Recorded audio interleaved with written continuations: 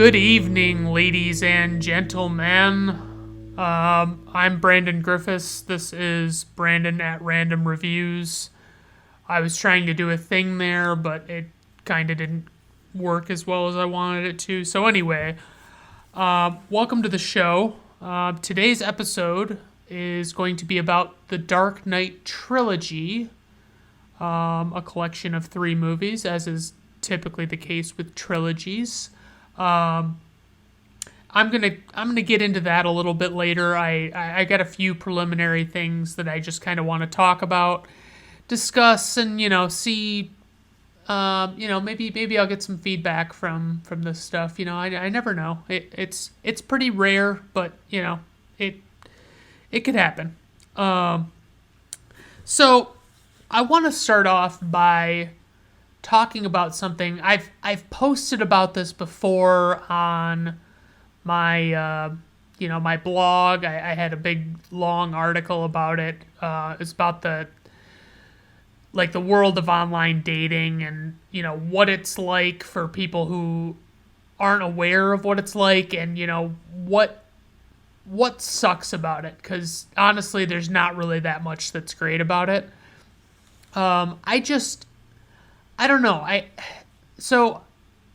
won't obviously go into what all I went into in that article because that'd be redundant, but I have this problem where, okay, so just a brief overview. When on most dating apps now, you swipe, you see a person's profile. You look at it, you see if it's something that you're interested in, if it's someone you're interested in, I should say, and then you swipe right if you want to like that person, and you swipe left if you don't want to like that person, if you want to, pass on that person, so to speak. This has taken over the online dating world. It didn't used to be like this, 10, 15 years ago. It used to be that you would just search for, somebody by age and area code and height and, different things like that. And you would just go through and look at a bunch of different profiles, and you could just kind of approach people cold and just, have no other initiation other than that, which it had its pros and its cons, but it worked. And now it's all the swiping business. So what I find now, and I've never had great success with dating. I've never been that guy that's had a girlfriend most of the time. Pretty much, I've just been, living the single life, but I've always been pursuing that non-single life, and one thing I've noticed with the online dating thing is, so I'll match with somebody, and let's say Facebook dating. So Facebook dating is free, and a lot of people are freaked out by it, but I don't really give a shit. I just I want to try and meet people. I want to find somebody, and so I've been on this Facebook dating, and it's been the same story as with every other app, especially recently. So as the guy, I feel kind of compelled to break the ice and, start the conversation. And so I'll ask, I try and change it up. I don't like to just feel like I'm running the same game with every girl. And I'll ask her, anything from, what does she have going on this weekend, or how has her week been, or something what are your 3 go-to songs when you have a karaoke night? And, it's just, I try and think outside of the box and not just say the most obvious questions and things like that. And what I'm finding more and more is everyone that I match with has they'll they'll read my message, they'll maybe answer the question in its, fullest capacity, but like they don't say anything back. Like I get it. Like I'm the guy, you're the girl, you're supposed to, the girls like to talk about themselves, blah, blah, blah. But it gets to a point where they are literally never asking me a question. And like I'm asking them, everything under the sun, and I'm trying to think of stuff to ask them. And it's like, I try and like slip in like, hey, I say that this is my answer to that question or whatever, just to kind of throw it out there and make it a little more obvious, like, I don't know. I just try and make it a little easier on them, but like, so they don't have any, it's like they don't have any conversation skills. And I am a person who is legitimately horrible at conversation. Like I have no good conversation skills. If I'm stuck, if I'm riding in a vehicle with somebody that I don't know very well and they're just sitting there, like if they trail off and I trail off, like I could just sit there forever and not say another word because I'm that bad at continuing the conversation. And like also my biggest problem is I feel like I'm not doing wrong here. Like I'm not asking the world of people. I'm asking for a little bit of things, coming back my way. And, I'm asking the right questions. I'm understanding, the needs that people have, like what they're looking for. I'm trying to like demonstrate that I can do things that they like or whatever.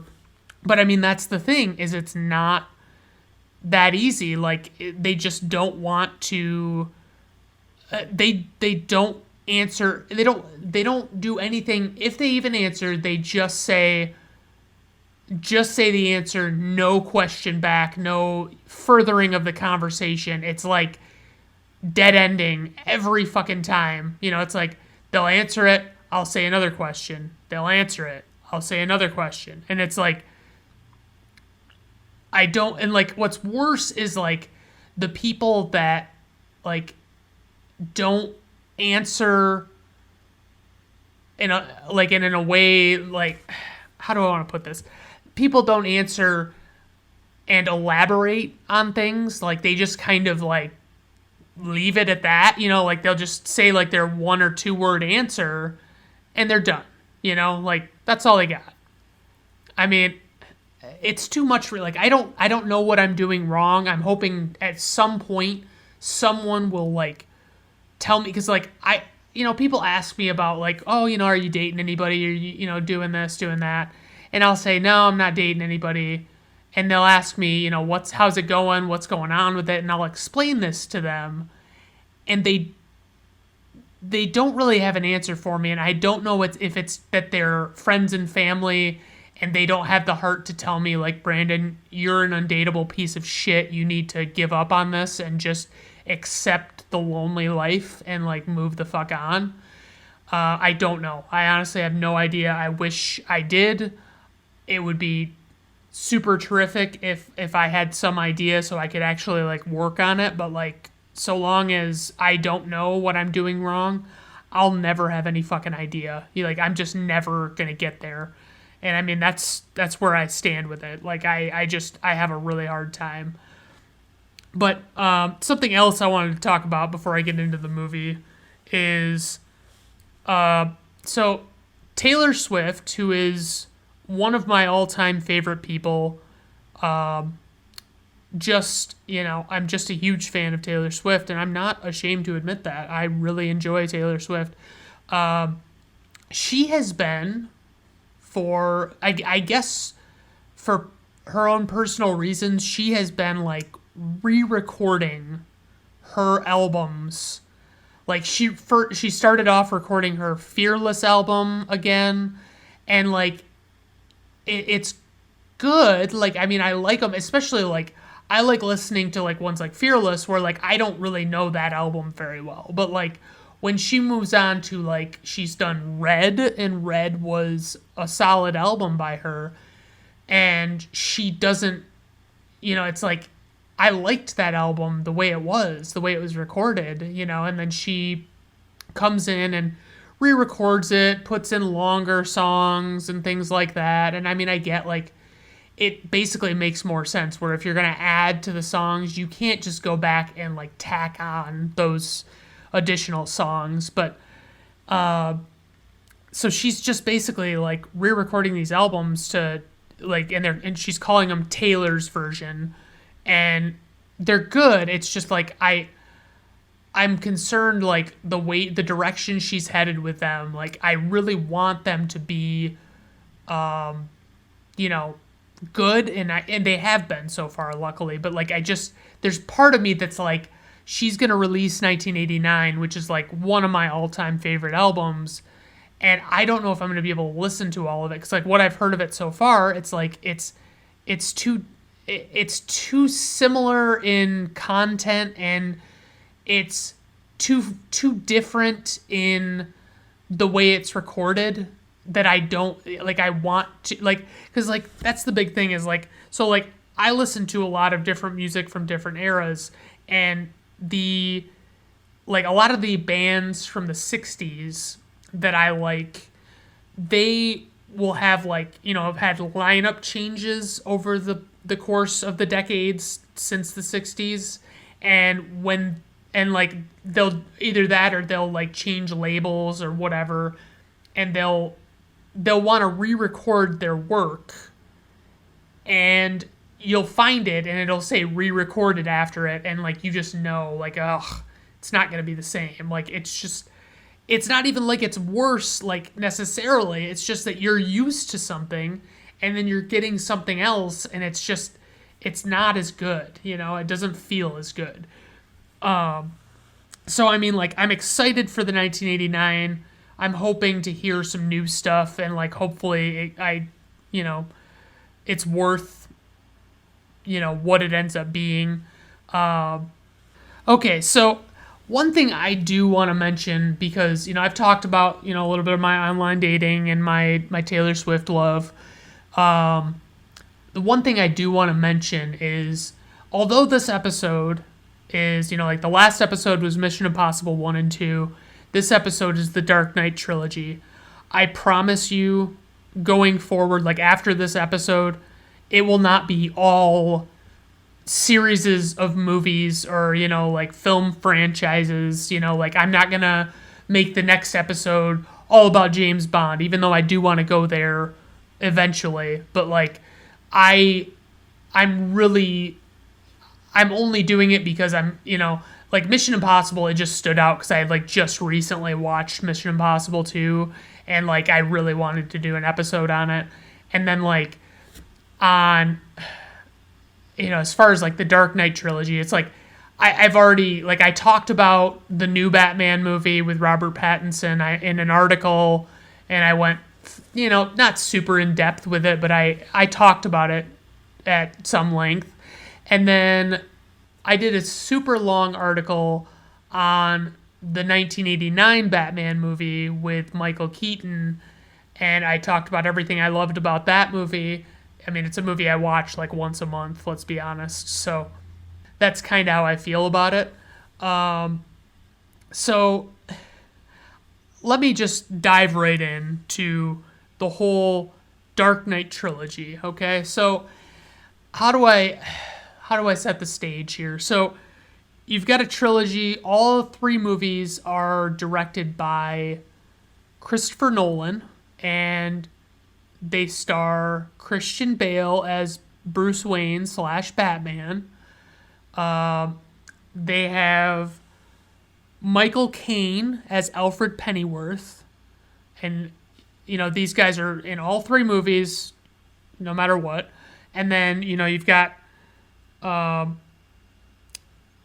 Morgan Freeman as Lucius Fox, and Gary Oldman as Commissioner Gordon. And let me just be clear, all of these actors have done a they did an amazing job with this trilogy. Like, they really did. They delivered on their roles. They sold it, you know. It was spectacular. Like, I mean, for better or for worse, they were all, you know, amazing. And then, like, another constant in these three movies is Hans Zimmer did the score, and Hans Zimmer is amazing. Like, he's got such an interesting way. It like, honestly, it's not on the level to me of like John Williams and Star Wars, but like, it's on a level of like, if this movie didn't have Hans Zimmer's score in it, it would be nowhere near the same feel at all. You know, it would just not, it wouldn't feel the same. It would just be different, you know? And I mean, I love it. I love the sound of it, you know, like, and I'll probably mention it a couple of times here and there, but like, I just want to get that out of the way, that like the Hans Zimmer scoring is like the, you know, one of the many pieces that, you know, are interwoven throughout this trilogy. So we get to Batman Begins. All right. This one came out in June of 2005, June 15th, 2005. And so this was a reboot, you know, basically, like, without getting into it too much, there were the four Batman movies, you know, the 1989 one, Batman Returns, Batman Forever, and then Batman and Robin. Now, Batman and Robin performed so poorly, both with the critics and with the box office, that it killed the franchise until this movie came out. I mean, this movie effectively rebooted the Batman franchise and gave it another shot, you know, like, and it brought a level of realism that, you know, you just weren't seeing in superhero movies at all, you know, like, I mean, obviously, you can't be that realistic in a superhero movie if they're an actual superhero that's, like, non-existent. Like, it would be impossible for them to exist right now. But, like, you know, like Iron Man is a super realistic movie, but it's, you know, it's got Iron Man in it, and there's no suit that can make a man fly like that. Like, at least not that I'm aware of, or at least there hasn't always been. And so, like, you know, they take some realism in that movie, and that's like 3 years after this one. So we get into, you know, the realism, we get into the origin, which they touched on the origin in the four original movies, but they didn't ever really flesh it out. Like, they didn't spell out what was going on with it. And so, like, you get that, you know, you get these flashbacks of, like, Bruce Wayne as a child, you know, like, what happens with his parents, what all they do, you know, and the Waynes are so different. Like, I mean, it's crazy. Like, you only get a few scenes with the Waynes, like Thomas and Martha says nothing, and like Thomas, he's good, you know, and like, obviously, like, Bruce just adores him and just thinks he's the best. And, you know, it's like, it's so well set up that it's like, you know, the city is falling on hard times, and, you know, these affluent people have set it up to, you know, like, they're trying to make a difference and they're trying to improve things, and they just don't, like, you know, it's just the tragic irony of it all, that they're like the ones that are trying to help, and they end up being the ones that fall victim to what the city has become. And so, like, Bruce grows up, obviously, you know, he wants to originally, like, he wants to, you know, he goes to college, you know, and he comes back for the hearing about, like, the, you know, the man who shot his parents. And, you know, like, he has gone out on his own, and, like, he meets Liam Neeson's character, and, you know, Liam Neeson's character is He's so, like, honestly, I like him a lot. Like, I think he's really good. He's not, so, like, I gotta say, I just want to say it right now. I'm gonna spoil these movies because I can't talk about them how I want to talk about them without, like, giving in things.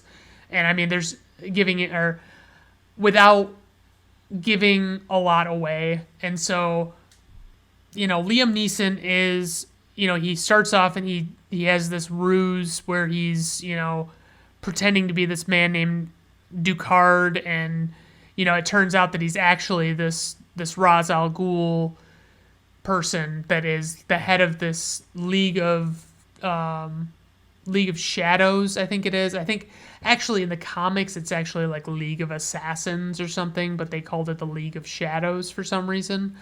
And so, like, Liam Neeson's big thing, his character, I should say, is he wants to, like, basically their group has, like, he's claiming that they've, like, caused the fall of, multiple different civilizations that have grown too crazy and, had to be put down, basically. And, like, so he targets Gotham next. And when it becomes clear to Bruce what he's doing, because this guy's been training him this whole time, and, Bruce has learned a lot from him. And, like, Liam Neeson, like, tells him, he lets the cat out of the bag that, like, he's leading, he wants Bruce to lead these men into Gotham to, take down the city, and, like, and Bruce is like, what are you fucking talking about? And, like, he goes and he's got all of this, so Liam Neeson, or Ra's al Ghul, I should say, I'll just refer to him by his character's name. He, Bruce, like, kind of, like, burns his house down and, like, leaves him, but, like, he saves his life, but he leaves him there, like, he doesn't, like, see to it that he's taken care of or anything. And so he goes back and, like, Alfred's there, and, and, like, I love Michael Caine. Alfred was a perfect role for him. Like, it's so great. At his age, like, it was just wonderful. I can't stress enough how much I love Michael Caine in this series of movies. So Michael Caine comes and gets him, explains what's been going on, like, Wayne Enterprises, they're going public, and they're going to, make all these changes to, the way the company is run. And, he finds out that they had Bruce Wayne declared dead because he's been gone for over 7 years, and he luckily left everything to Alfred, and, like, so he's just, he's like, la la la la la, and, like, so Alfred's, like, all excited, like, being all smug because he owns all of this shit, and, I mean, obviously he doesn't really, but, like, he's, you can borrow the rose if you like, it's like, yeah, that's fucking great. Like, only Michael Caine can do that, you know what I mean? Like, it's not the same with, the Alfred of the 4 Batman movies from the 80s and 90s. Like, he was, I like Michael Gough, but he's just not the same. He doesn't have that charisma on screen. And so anyway, Bruce comes back, and he kind of, like, he wants to be, he's telling Alfred he wants to be this thing, he wants to become a symbol, and he wants to strike terror, he wants to, put fear into those who prey on the fearful, and, things like that. And he just, he's kind of piecing together what's going to be Batman. And, like, him and Alfred, like, work on, assembling the suit and what they need to do. They need to, order all of these parts, and they have to have so many thousand of them to make it not suspicious.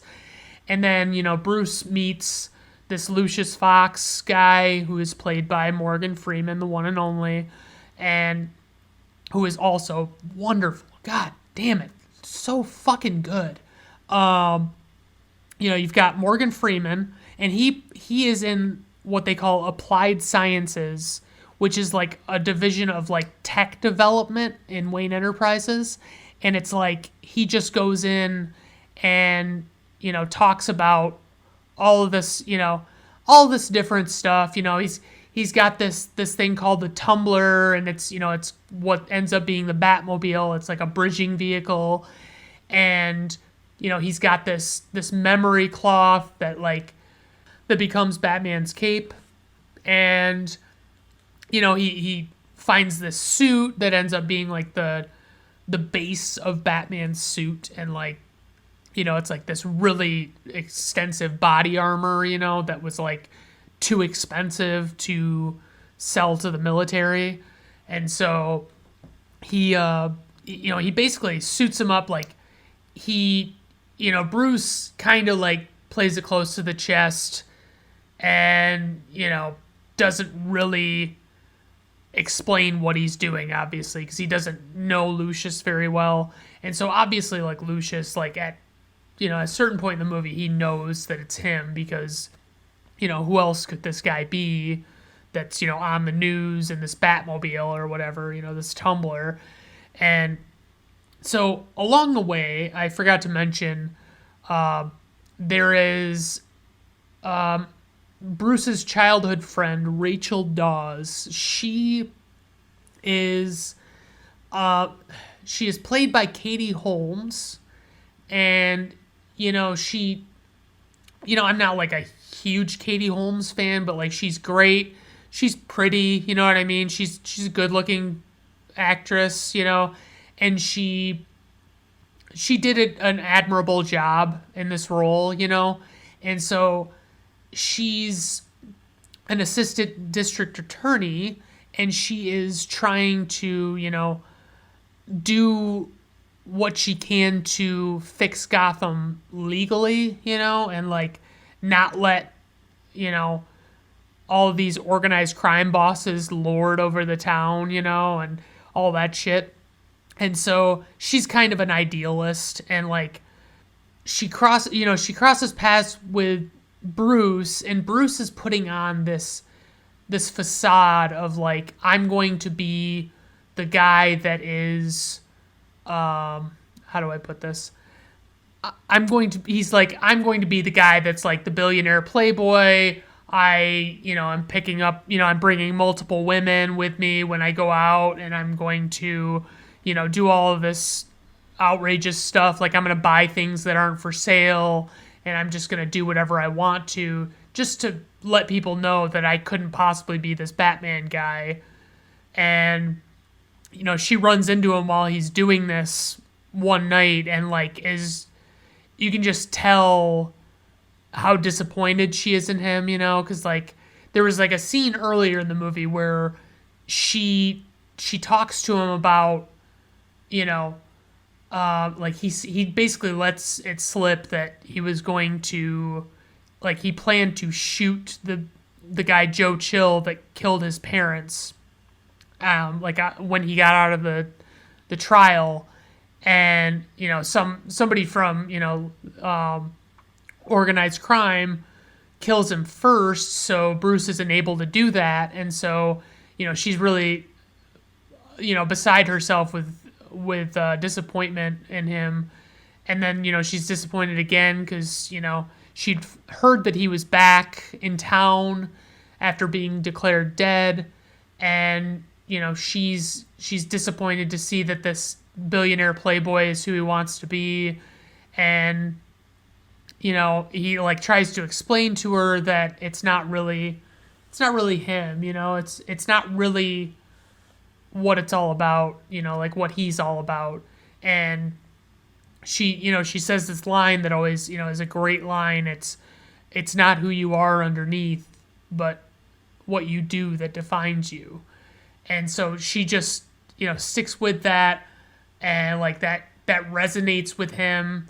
And so, Bruce starts kind of or I should say Batman starts making waves on there's a scene when, like, it's not the first time you see him as Batman, he's like disrupting at the shipping yards, he's disrupting the last shipments of these drugs that are coming in, and you don't really know what's going on, but he like kind of shows off his like, creation of like fear in an environment before fighting somebody. And like, he gets the crime boss Carmine Falcone, who is played by Tom Wilkinson, and it's just amazing. Like, he just, oh man. And so he gets him scared. He's like, the crime boss Falcone is locked away and blah blah blah. And so he goes and okay, so there's also this character named Dr. Jonathan Crane, who is like in cahoots with what turns out to be, and like you don't know it, but like it turns out to be Ra's al Ghul's organization, and like Crane is using Falcone as like the middleman, or like the low level enforcer to like get these drugs in that need to be brought in, and you don't know why.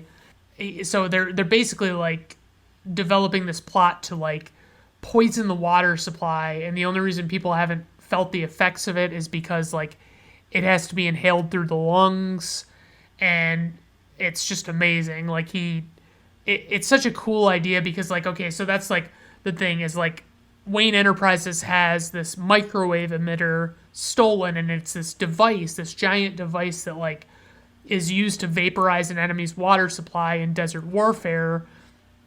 And they're going to use this, they're going to take, there's the monorail that the Wayne family built, and they're going to take this microwave emitter thing that they stole and use it to run along the pipelines of water and just create chaos throughout Gotham. And so, like, Ra's al Ghul comes back, and he comes at, at this birthday party for Bruce, and, basically, like, there's a scene where he's introduced to a person, and they call him Ra's al Ghul, and he's like, "You're not Ra's al Ghul. I watched him die." And it doesn't sound anything like it's just ridiculous. So, but anyway, like, back to what I was talking about. So, you got this big scene with the tumbler. There's a big thing with like these bats coming into town. With this transmitter that Batman has, and like he calls them backup, and it's just so fucking awesome. Like it helps him to escape, and then he leads them on a chase across town in this tumbler, and he's got to get Katie Holmes, or Rachel Dawes, to safety, and because she's been exposed to this drug, and like Bruce had been exposed to the drug before, and he had been exposed to it when he was at the League of Shadows, and he was exposed to it by the Scarecrow, who is Crane's alter ego, and the Scarecrow has like weaponized it and is using it like for that, and so Bruce is like, he's already got like the antidote for it, and like they're talking about like what they can do to produce more of it because they know this plot's coming, blah blah blah. I'm not going to talk about the entire plot of all of these movies, but I start rolling and I just can't stop. So one thing I want to talk about is the voice, okay?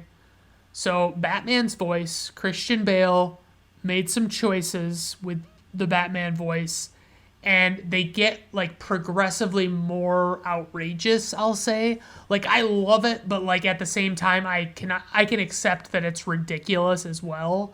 So like in this one, you know, the scene I can think of best. I'm gonna try and emulate these voices, and I know it's gonna sound stupid, but I'm gonna do it anyway. So he's, you know, he's there like Batman's there giving information to Rachel Dawes, and she's like, "Who are you?" And he's like, "Someone like you, someone who'll rattle the cages." And like, it's raspy, it's low, and it doesn't sound bad. You know, it sounds a bit much like he could have just done what Michael Keaton did and like speak in a lower register, and it wouldn't be obvious that he was Bruce Wayne. But like, he does this voice, and so that's what he sticks with. And I'll talk about the voice in the next movies. But yeah, I just wanted to make sure I touched on that. And so this movie, I mean, like, it's very satisfying at the end. You know, you get this great moment of like, you know, like he saves the city, obviously, and like he goes through, and it's like he, at the end of the movie, like the very end, he is on the rooftop with Gordon, and he, you know, there's a bat signal now on the roof of police headquarters, and he says to, you know, he says nice and like taps it, and then like they like give him, like, Commissioner Gordon, or I should say Lieutenant Gordon, gives him a playing card, like a Joker playing card, and it sets up the next movie. And he says, "I'll look into it," and like, so it's like, my favorite part is like, it honestly gives me chills, and I know it's just because I fucking love Batman, but leave me the fuck alone on this one. He says, "You know, I never said thank you." That's what Gordon says to Batman, and Batman replies back with, "And you'll never have to." And it's like, oh God, that is what Batman is all fucking about, man. Like, he is the guy that's just doing it, and he doesn't want the thanks. He's doing it to prevent another little boy from losing his parents, you know, basically, like, just that. Okay, so as we close out this movie, I want to talk about, okay, the budget was $150 million, which is, it's a pretty hefty budget. It's not, you know, Avatar level for the time, but it's pretty high. And so the worldwide gross of the movie was $373.7 million, which is pretty good, but like not as good as you want it to be. You know, like you want it to be higher than that, because like that's just barely, like, probably after like marketing and everything, like that's just barely over, you know, you're just barely getting half of your money, you know, like, or not half of your money, but you're just barely getting double the revenue back. And so this is rated 8.2 out of 10 on IMDb. Rotten Tomatoes, 84% for the critics and 94% for the audience. Now, they just absolutely fucking, you know, like, I'm surprised the critics didn't like it more. Like, it seems like such a critically acclaimable movie, if that's a word, I don't know. But, I mean, I just love, honestly, Batman Begins for me is 5 out of 5, no questions asked. I don't give a shit. Fuck you. So that takes us to our next movie, because I'm taking way longer to do this than I planned to. So, you know, that's the way it is. So we've got The Dark Knight. So the follow-up movie to this, it's released on July 18th, 2008. So Batman Begins I saw twice in theaters, okay? I saw it once on like the regular screen, and then once in IMAX. And then like with The Dark Knight, I saw it once on the Thursday night of opening night, and that was in regular screen, and then like the next day I went with my friend Cody and saw it in IMAX, and then eventually my mother, who didn't believe me until someone at work told her that The Dark Knight was good, wanted to go see it with me, and so we did. And so anyway, so the biggest story of this entire movie has to be Heath Ledger, not only his performance, but his tragic demise. Basically he got consumed by the role of the Joker, and it got the best of him. It's very unfortunate.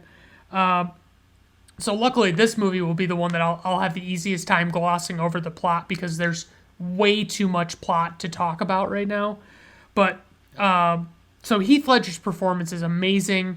He's got this very strange demeanor and way of speaking, and it's odd. It's creepy. It's just bizarre. And then you've got Aaron Eckhart, who plays Harvey Dent and subsequently Two-Face in this movie, and he is very good in this. I mean, it's unfortunate that everybody in this movie has to be overshadowed by Heath Ledger's performance. Doesn't even fucking matter how good anybody does. If you're not Heath Ledger in this movie, you're second fiddle no matter what. And so Katie Holmes chose not to come back for this movie. She wouldn't come back and reprise her role of, is it reprise or reprise? I don't know. Reprise is what I'm saying, because that's what it looks like it is. She didn't want to reprise her role as Rachel Dawes, and she opted to make a movie with Diane Keaton and Queen Latifah called Mad Money, about like a bank robbery or some fucking thing like that. And like, can you imagine how fucking dumb she must have felt when she saw what, like, just the hype of this movie, like how much it was going to mean. And so, it's tragic she didn't come back, but she was replaced by Maggie Gyllenhaal, who I typically like. I really like Maggie Gyllenhaal. She's not as good looking as Katie Holmes, in my opinion, and I know I'm being shallow, I'm sorry, but I have to mention it. But like, Maggie Gyllenhaal, the thing about her in this movie is, like, I can't explain it, but she's got this, especially in the early scenes, she's got this way of talking, like she's almost trying to be seductive. And usually that's not a thing she does. So I don't know if it was like a direction thing or what. But like, I mean, this movie, like, there is basically like a heartbeat throughout this entire movie thanks to Hans Zimmer. Like, it is just constant. Like, it's just dud, like, just, it's, oh man. Like, he does such an amazing job. And like, that's the kind of thing. Like, Hans Zimmer, his score is what is going to help this movie and this whole series of movies stand apart from like ones like Batman 1989. I love Batman 1989, but like, they put a bunch of fucking Prince songs in the soundtrack, and when you watch that movie, it feels dated. And so, I was gonna try and do something where I just, it's just, the plot is so ridiculous. Like, there is so much plot in this movie. There are so many things to think about. There's just, I can't even recite it all. Like, it's that much, but it's definitely compelling throughout. You're never bored in this movie, and it's fucking awesome. And one of my favorite scenes, though, I have to mention, is like, so you've got the Tumblr from from Batman Begins. It returns in this movie, and so does actually for a minute, which, by the way, I forgot to mention, but like, Scarecrow, Jonathan Crane, is played by Cillian Murphy, who is really good as well, and he actually ends up appearing in all three of these movies. Spoilers, Scarecrow does not die in these movies. Anyway, So there's a scene with the Batmobile where it crashes or something. I can't remember exactly how it breaks down, but like essentially like Bruce or Batman activates the escape pod thing, and like basically like it makes a bat pod motorcycle out of like the wheel of two of the wheels of the Batmobile. It's fucking amazing. Like it's so great. And like so all of these things they're doing in this movie, there's so much practical stuff, like not like I don't know, I couldn't even honestly tell you what they used CGI on for the most part. Like it's difficult to say. But like my favorite thing is like, so you got Alfred, you got Lucius, Alfred is like, "You hammered them, sir," and in their desperation, they turned to a man that they didn't fully understand. And I mean, like, that's fucking great. I just fucking love it. And like the voice here, that's something I have to mention because I'm gonna do it with every movie. Is the voice gets dialed up quite a bit for Batman. He, like everything is like this. It's like, and he doesn't. It's like, where were the other drugs going? It's like, that's Batman Begins, but like it's that level every time he says anything in this movie. And so the ending of this movie, like a lot of trilogies, like most popularly I would say Empire Strikes Back stands out as like, kind of like a downer ending almost. Like they don't end up winning really in the end. I mean, they do, but they don't. And so like Bruce is, Batman's going on the run. I keep calling him Bruce, like he and I are like besties or something. Anyway, Bruce is on the run, and then like they've got to chase him, and they're doing it because they know he can take it, and like that's what they're saying, and like he caught the Joker, he Two-Face died, all this shit, and like they're basically going to make up a story about what happened, which I mean it's debatable about what they could have done in this situation. They probably didn't have to do what they did, but they did anyway. And so I really enjoy that. And then like I just so good. Like honestly. So the budget of this movie was $185 million, and like I said, there are a lot of practical effects, which I assume practical is still cheaper than CGI, but CGI has to be creeping down. Like it's probably getting more affordable because like, these Star Wars TV shows and stuff are like all using CGI, and they're all, really well done and stuff. So the gross of this movie, $1.006 billion with a B, dollars.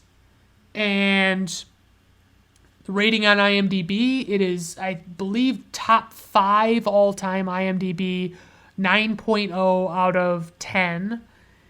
And on Rotten Tomatoes, the critic rating was 94%, and the audience rating was also 94%, which is nice. I mean, I have to say, 5 out of 5, no question.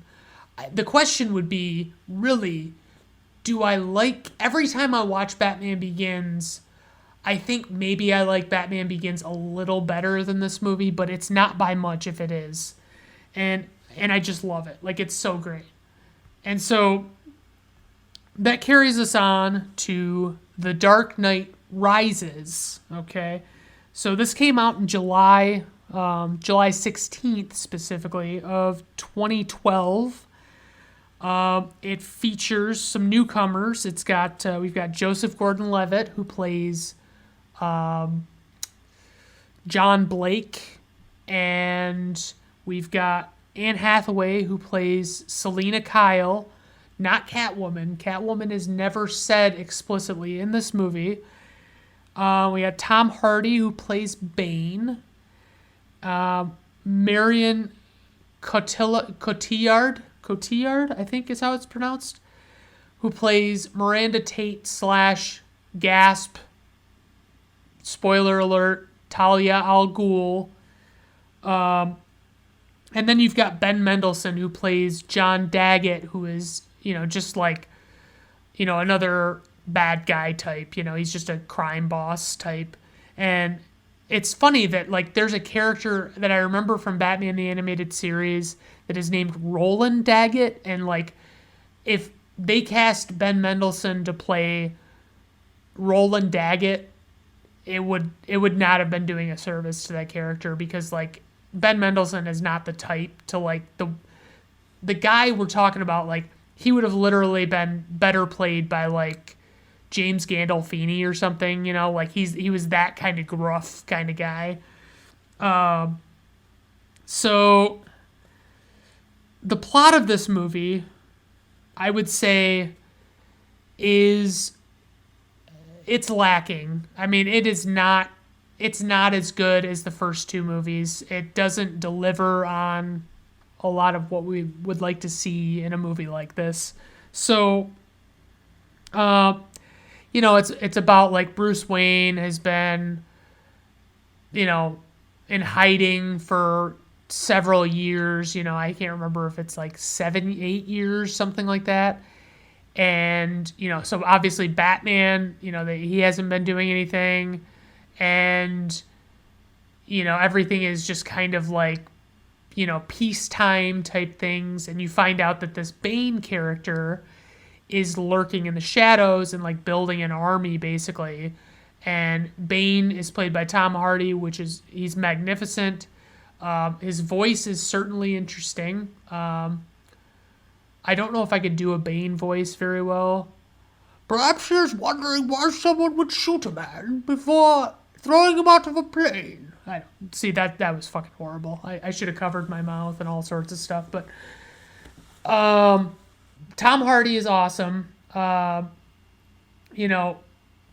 Hathaway plays, this Selena Kyle, this cat burglar, and she just likes to steal stuff, basically.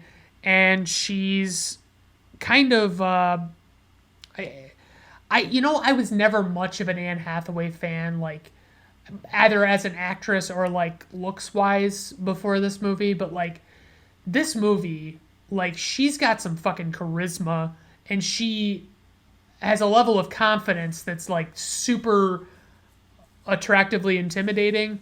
And, like, I just love it. Like, this made me, like, an Anne Hathaway fan, and so I'm happy to be that.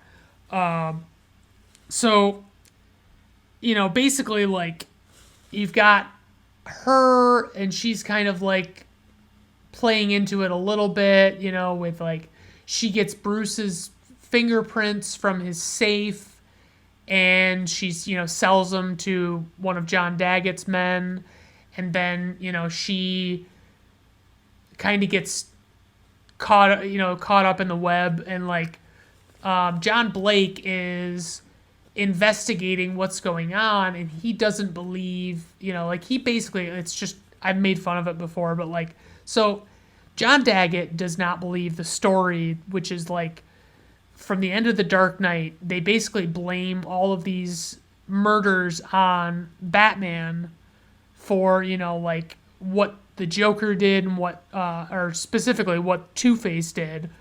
And he just, like, John Blake doesn't believe it. And, like, he knows, and the way he knows that Bruce Wayne is Batman is, like, Bruce came to visit at, like, a group home or an orphanage or whatever you want to call it. And, like, John Blake claims that the reason that he knew who he was because of the look on his face, the feeling of something about when you're angry in your bones and stuff, like, but, like, it's like, dude, he's a fucking billionaire. He's got the right build, the right race, the right, overall everything. He is filthy fucking rich enough to afford to do all this stuff.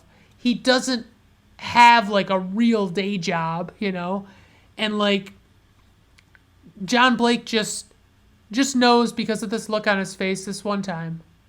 He just knew. And it's like, okay, John, that's great. And so like that's the kind of thing, like it's one of those things you're like, all right, I guess. I mean, so it's like, so Bane takes over, like he goes to this, there's this pretty cool scene at this football game. It's a big stadium full of people, and like he brings out this bomb. I won't get into where the bomb came from, but like suffice it to say, he brings out the bomb and the only man in the world who can defuse the bomb, and or the only man in the world who can turn, to turn it on basically. And he's also the only man that can defuse it. And then like once he turns it on, Bane shoots him dead. And so like, Bruce has already made, he's already decided he's going to be Batman again. So Batman is out, like there was a scene where they like rob the stock exchange or whatever, and like they use Bruce Wayne's name to do a bunch of stuff, and like it's all great, I mean it's pretty cool. It's a pretty intense couple of scenes, and yeah, I mean, but it's good, like, so Bane basically keeps this city on lockdown. Gotham City is on lockdown for a large portion of this movie, and like Selina Kyle tricks Batman into going down to where Bane ultimately ends up being, and Bane ends up breaking Batman's back and taking him to this prison out in the middle of nowhere, and nobody can escape from it or whatever, blah blah blah. And then it's like he just like Bruce seems like he's how do I put this? I mean, like he's trying to get better in the prison, and they're like putting his disc back into place in his back, and like it's just super interesting, like because like he has to learn to climb these walls of this pit prison, and like it's pretty cool. And like the other thing is Bruce, like Bruce talks to Lucius, and Lucius, played by Morgan Freeman, amazing as always. He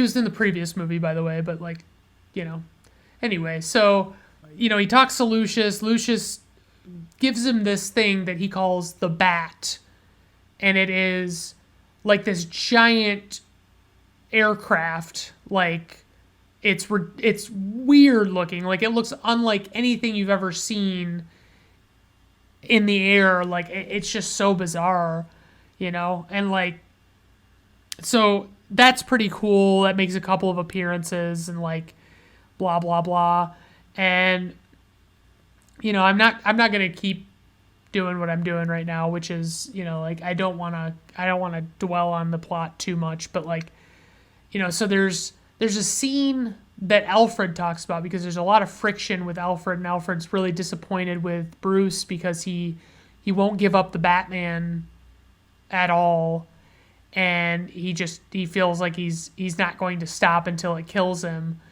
And he talks about, Alfred talks about while Bruce is away in the course of the Batman Begins movie, the part I talked about where he was declared dead, Alfred says that every day or every summer or something he would, go out to Italy or something.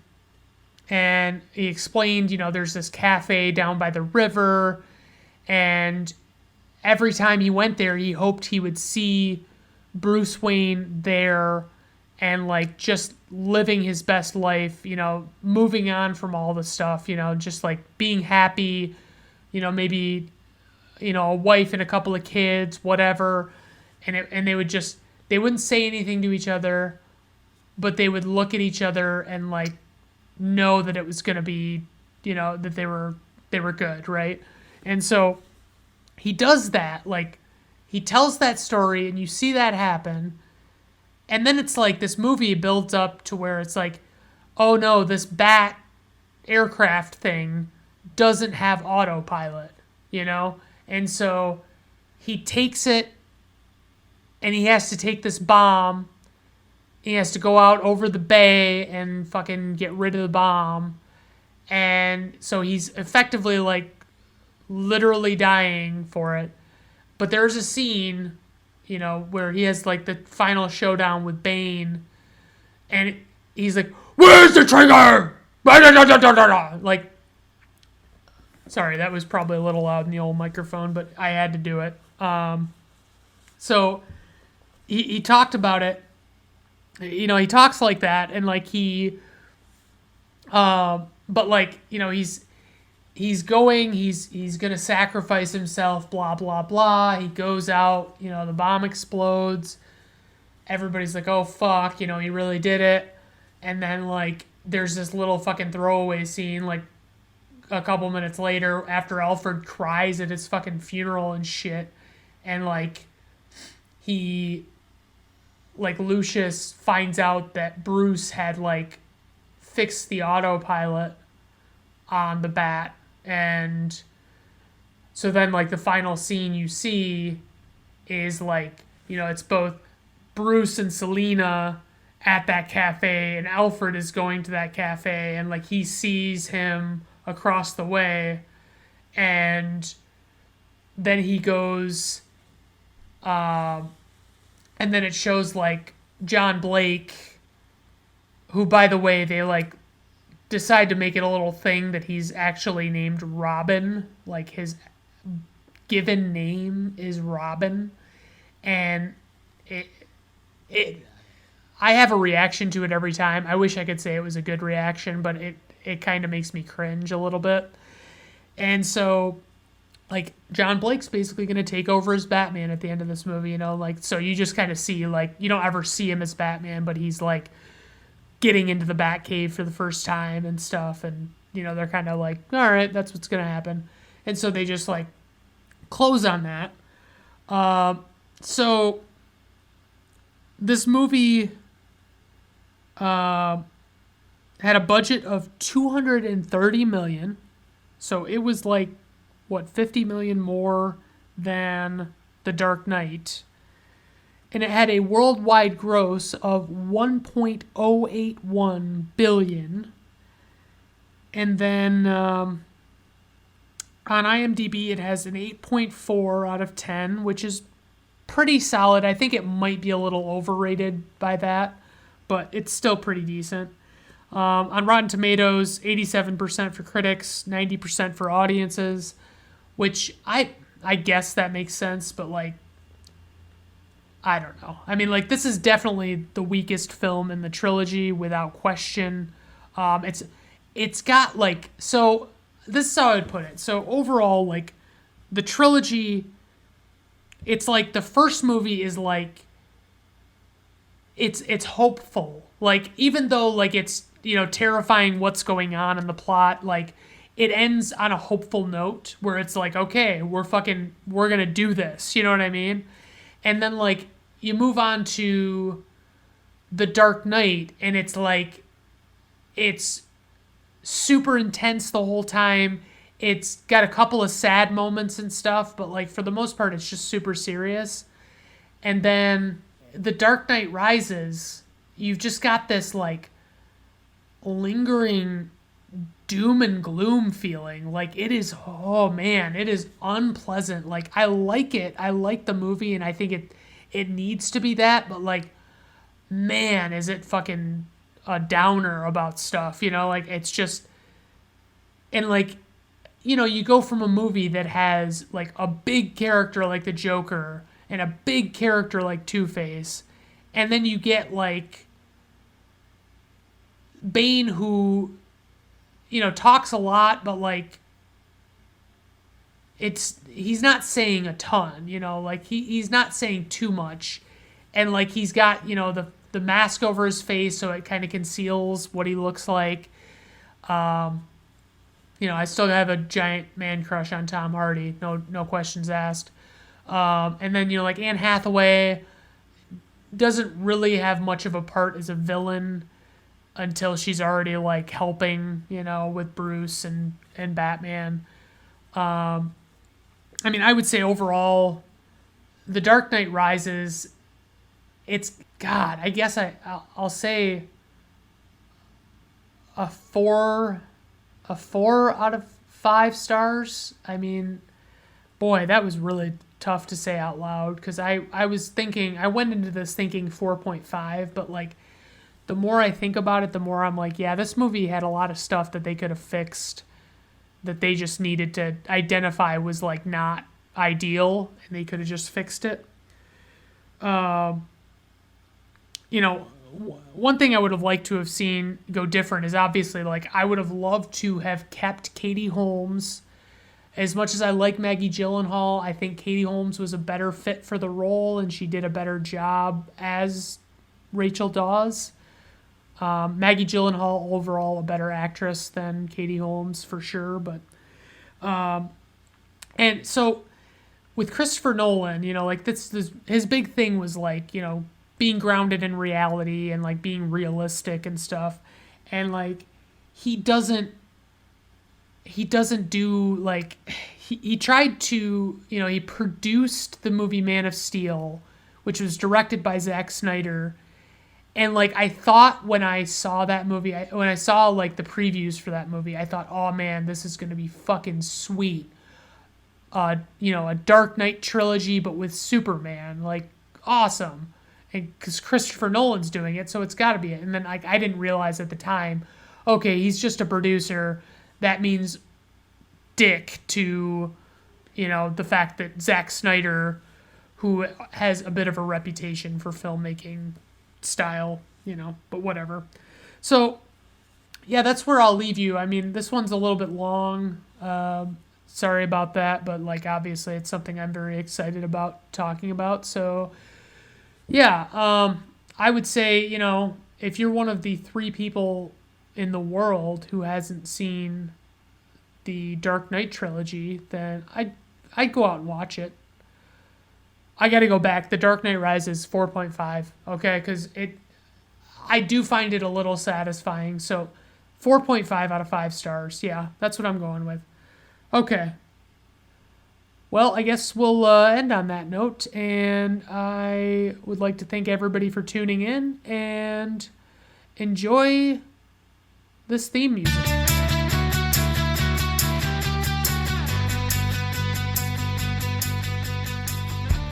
Brandon at Random Reviews is performed, written, directed, produced, and edited by Brandon Griffiths. Background audio is credited to Clankfield from freesound.org. Please look for the link in the episode description. Theme music is performed by Augusto Diniz from Fiverr.